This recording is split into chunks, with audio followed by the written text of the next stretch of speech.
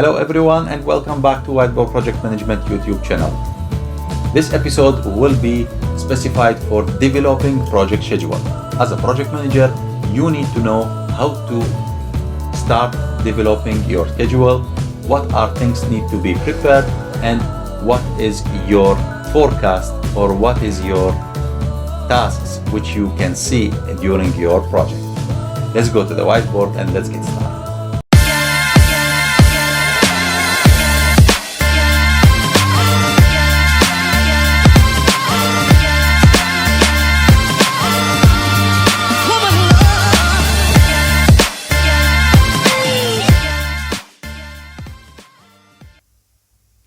Part of planning your project is developing project schedule. The project schedule is a sequence of activities need to be done to deliver the product, the service, or the result. That means it's a sequence of activities need to be done in a logical way, in a logical sequence with full set of activities to deliver your project, to deliver the product or the service or the result which is required from you. So let's here now discuss about the steps how to develop this project schedule. First of all, the project schedule is defined, if you don't know, a Gantt chart. So a Gantt chart is a set of bars, defines some activities to be done. Activity A, B, C, D to be done in order to deliver the project. This is the start, where you have activity A, B, C, D, and you have the finish. And this is done during some time, T, which is the time of the project, with some activities, some costs, some resources, and to deliver at the end the project. So as a first, when you start thinking of developing the project schedule, you need to define what to be filled in this schedule. So you need to start defining the activities need to be done during your project to deliver this product or this service or this result. That means you need to define which activities. So as a first step, you need to start define activities. This is the first part. You start defining, okay, what activity shall I have to do now in order to deliver the first stage or the first phase of the project. In another way, if you want to go to the work at the morning, so you start thinking, I have to go to wash my face, to wash my clean my teeth. In the morning, I have to change my clothes. I have to take a breakfast. Then I have to take my transport, whether it's car or by bus or walking or by cycling or by train. Okay, then I will go to I'm reaching the work. So that means you just defined what you have to do with a certain level. That means when you are saying, okay, then I have to transport, you are not saying that, okay, I will go to the bus station, I'm waiting in the bus station, then I'm taking the bus, then I'm getting out from the bus. This is detailed activities. Now we are thinking about a certain level of activities, okay, the main level of activities. So you just start defining which activity you need to be done in order to deliver your case. Once you start defining this, you need to set it on a paper, because a project could be defined with few activities and could be defined with thousands of activities. The project could be delivered within 2 days, or could be delivered within 10 years, or could be within 20 years. That depends on the project type and size. Okay? So each activity we used here as a project manager, you must do everything on paper. You should not leave everything in your head and you depend on your mind that you are remembering everything. You must put all the activities on paper, because it is not only for you, it is for all project team, it's for all stakeholders involved in this project. You are today here, tomorrow you are replaced with another project manager who will come and will say what activity I need to deliver. So from the first definition of the activities, you have an output. This output is the activity list and milestone list. From defining the activity, you have activity list and you have milestone list. Those two lists, you need it for your project developing. Next, when you define the activities, you start sequence activities. So you define the activities and now you start sequencing. You say, okay, first I will wake up in the morning, as our first example. First thing what I will do, I will go to the bathroom. Then I will go to change my clothes. Then I will go to take a breakfast, and then I can go out. That means you just sequenced the activities. You are saying, once I will finish with this activity, I will start with the other activity. Or you can say, I can start two activities in a parallel, or I will start my activity once it's started, I can start the other activity. So this is sequencing the activities, and sequencing the activities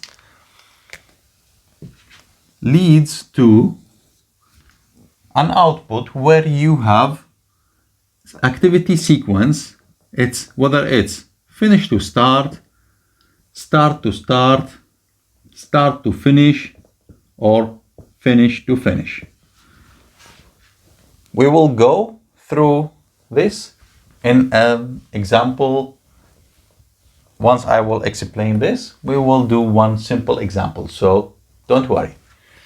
Okay, now you sequenced your activities, and now you need to start to define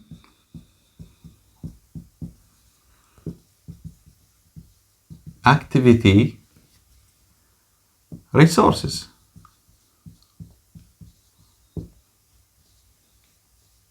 For this specified activity, what type of resources you need? You need a vehicle, you need a machine, you need tools, you need manpower, you need material. Those are all resources. If those resources are available, you can deliver the activity. If those resources are not available, you cannot deliver this activity. Those resources are important to be defined in the activity, define activity resources. And if those resources are not available, you must be careful to define those resources in the requirement plan. The requirement plan is a part of project management plan, where you set all your requirements, whether it's a software license, whether it's a vehicle, whether it's tools, whether it are training for people. So resources are wide kind of page where you have a lot of things to be set. So once you define the resources,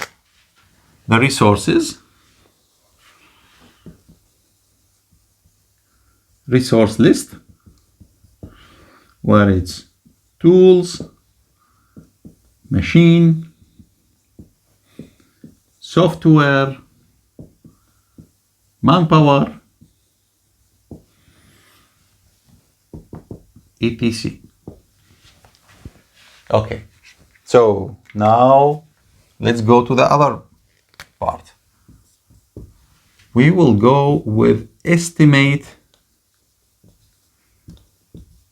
activity duration. The activity has been defined. I know the activity list and the milestone list. Now sequencing the activities, I just sequenced my activities. Then I am defining which resources to be fed in this activity. And now I'm estimating the duration of this activity in minutes, in hours, in days, in months, in years. You are defining this activity because each activity have a start and finish. It cannot be unlimited because the project is defined as having a start and finish. Then an activity must have a start and finish. And each activity must be defined with its predecessor and successor. We will come to it. So now we estimate the activity duration. You have the duration of the activity. Finally, you go to develop schedule. In some companies, as a project manager, you don't need to develop your schedule because you have a planner and you have a scheduler. The planner and scheduler, this is their work to start looking on this. But as a project manager, you must know how are things collected and to be done all together. I prefer that you as a project manager to be involved with doing lot of project schedules to keep this and see how this project schedule is behaving during your project. You will learn a lot from this if you will do it yourself. Okay, now you are as a project manager, you come and you will say, I want to start developing my project. Okay, you start developing. So first, you say, I want my activity list. I want my milestone list. I can define my activities with a certain depth.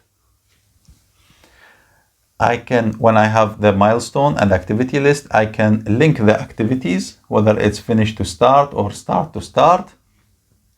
Then I want to start making the resource required for each activity. For each activity, you need to set the resources required. And then once you have the resources, you are estimating the activity duration. And finally, you go to develop your schedule. So let's make an example for some activities after you know these principles.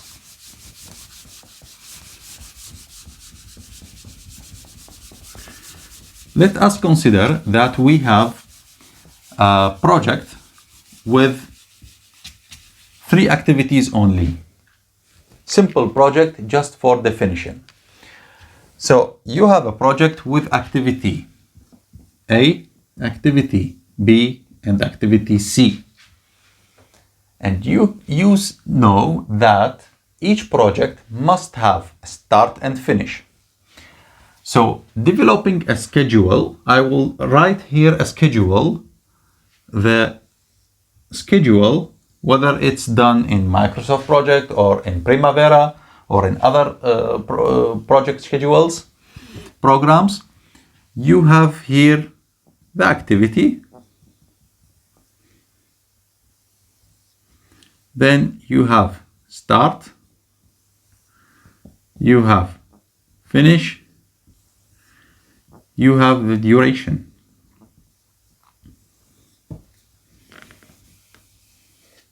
Those are the important lines in your schedule.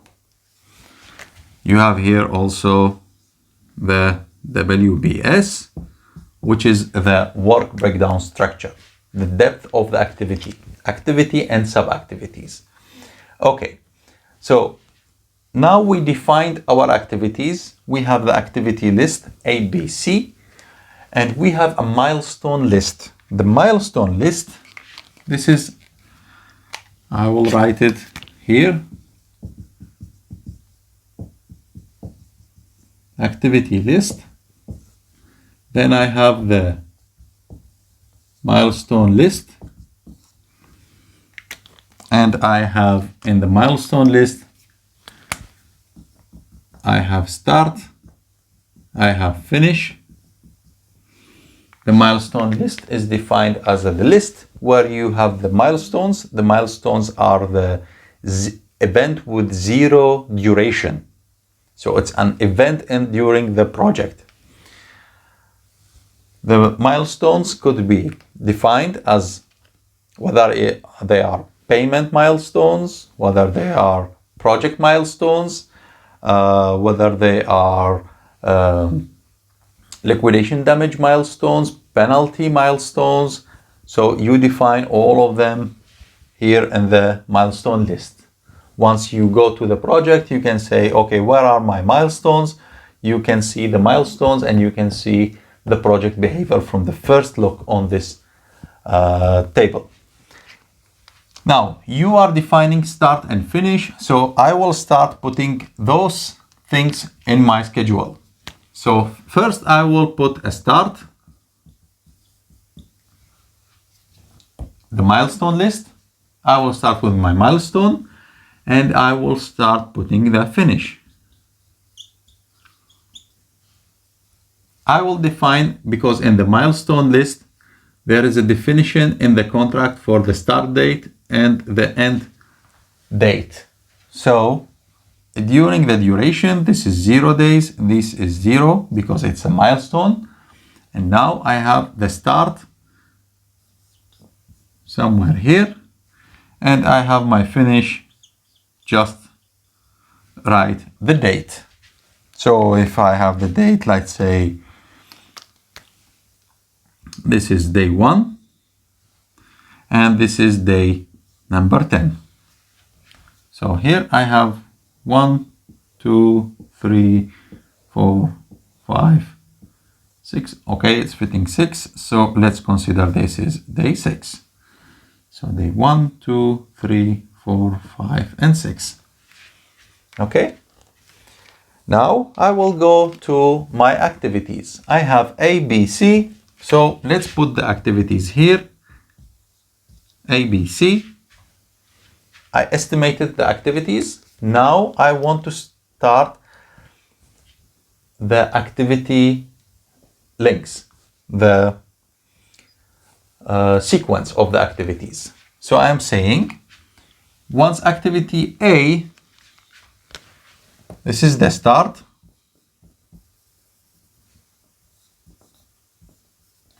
And I'm saying activity A will start here.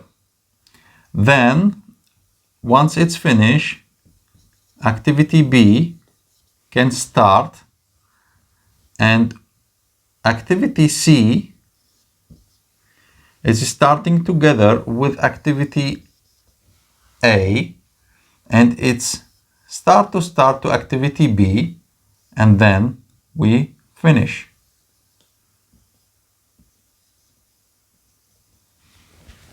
This is an example, okay? So I have an activity A which is connected to start. Once activity A is finished, activity B can start.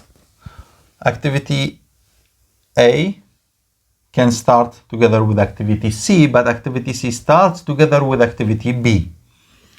Okay, this we said this is day 1. This we consider that it is day 6. So if I say that this is 3 days and this is 3 days, then and this is 2 days. Okay, activity. Let's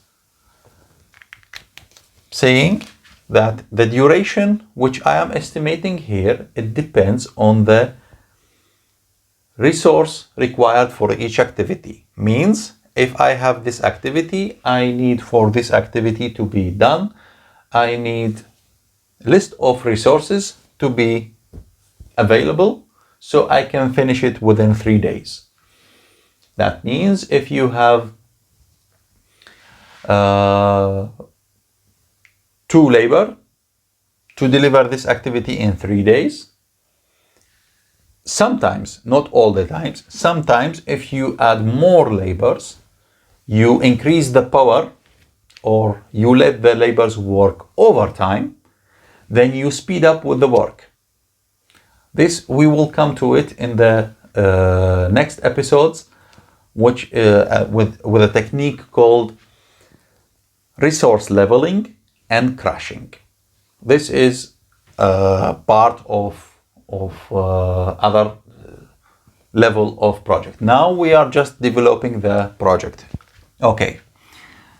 Now we have activity A connected to the start.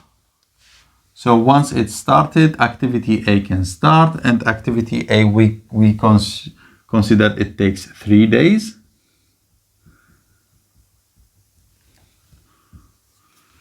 Then we said activity B can take 3 days after finishing activity A. So B is taking 3 days after finishing. And this is once start to start. Activity C can start when B is starting. Means I am activity C here can start with 2 days.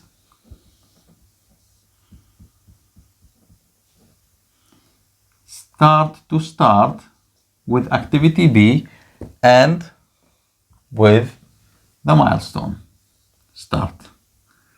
Once this is finished, you can deliver your project. So now this is B, 3 days, and this is C, 2 days. Now you just developed a simple project schedule. Always be careful. You must define your activities, get your activity list, get your milestone list. Then you need to sequence the activities, find the logic connections between the activities. You need to estimate the activity resources for each activity. Then you need to estimate the activity duration, and you can start developing the schedule. When you are going deeply with project management forms, you will have activity attribute, and the activity attribute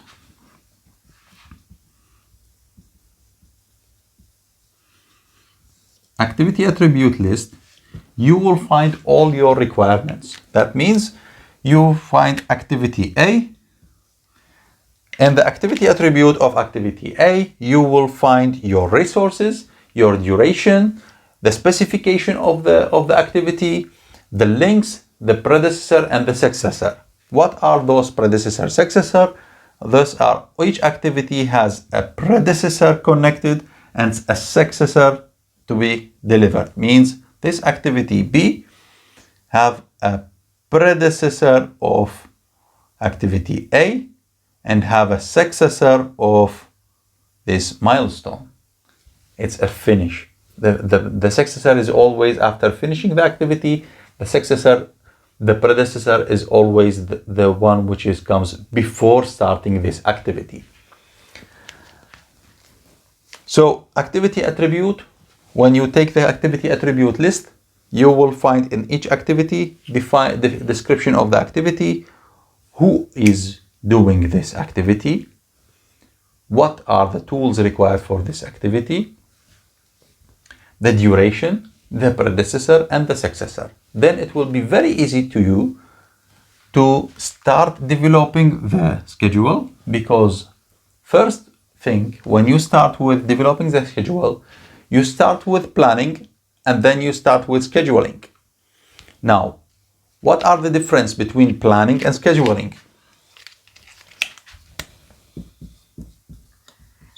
Planning versus scheduling. Planning, you plan the activities need here and you put the duration. But scheduling, you are putting it in a certain time T for this project, which is 6 days. You are setting those activities in different days. When you start planning without scheduling, you see all these activities set in from the start of the project. There are no links. But when you start with scheduling, you start with linking the activities and the project schedule will take shape. Once you planned everything and you scheduled everything, now you have to go reverse planning to do some techniques on the project schedule, which is called either crashing or fast tracking. Fast tracking means 2 activities start in parallel. Crashing means reducing the activity duration by increasing the number of resources. And the last one will be the critical path method. Definitely there are others like critical chain method as well. So now we just explained in this lesson the developing the schedule, and in the next session I will try to make for you a real workshop where you will see on Microsoft project how we start creating the activity list, the milestone list, the activity attribute, and you start planning, then you start scheduling, and then also other workshops will be for crashing, for critical path method, for fast tracking, and others. This we will come to it into details with special episodes, because the time of this episode is limited, so I don't want to make it too long for you. Next episode we will discuss in details for techniques used after developing the first schedule. It's not like you develop the schedule and you deliver it and that's it. You develop it, then you have to backplan it until your schedule is real, and then you set the baseline and we will go for project updates. All will come. I hope that I just explained some principles of project developing the schedule, and if you like it, you can hit like for the project schedule, subscribe, and don't miss the bell to get all the new released videos regarding the project schedule.